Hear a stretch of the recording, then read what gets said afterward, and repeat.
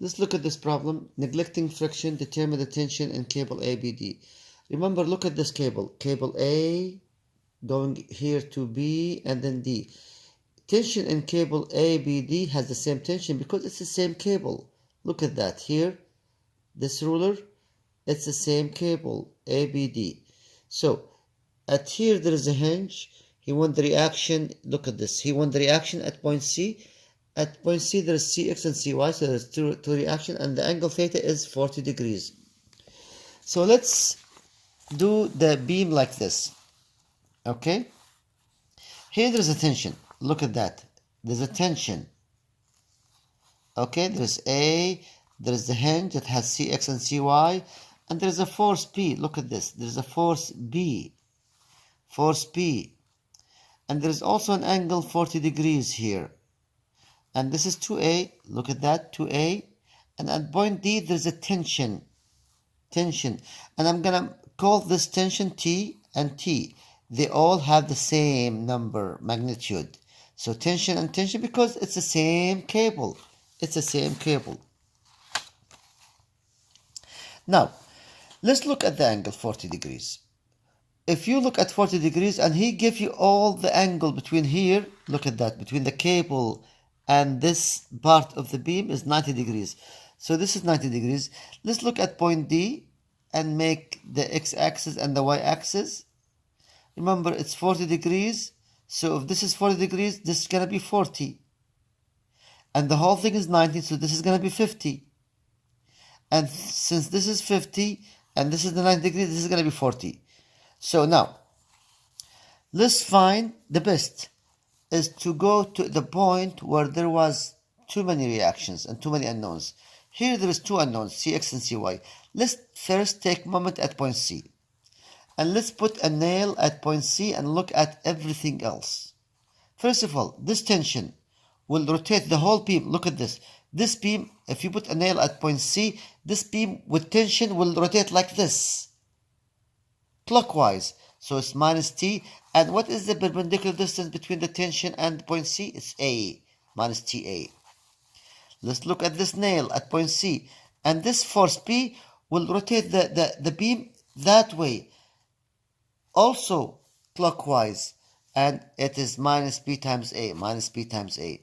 Let's look at this tension. This tension, either you take 40 or 50, or whatever value of angle you take. I'll take 40. So if you take it toward the negative x, so this, if a nail at point C, this will push the beam counterclockwise. So it is plus tension sine 40. Now, if it's like this, so what is the perpendicular distance? You can see 2a cosine 40, 2a sine 40. So 2a sine 40. But first of all, it's t sine 40. T sine 40 times 2a sine 40. Nice? Now this is for the x-axis. How about the tension in the y-axis? T cosine 40. So I'm going to put t cosine 40. Now, in the x-axis, we need 2a cosine 40 plus 2a. Plus a, sorry. 2a cosine 40 plus a. 2a cosine 40 plus a.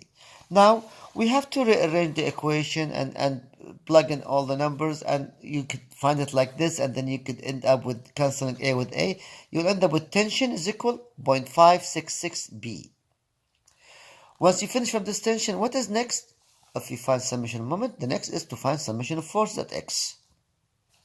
How many forces do we have in the x? We have Cx in the plus, and you have this one. Remember, tension cosine 40 in the y, tension sine 40 in the x, in the negative x. So minus tension sine 40.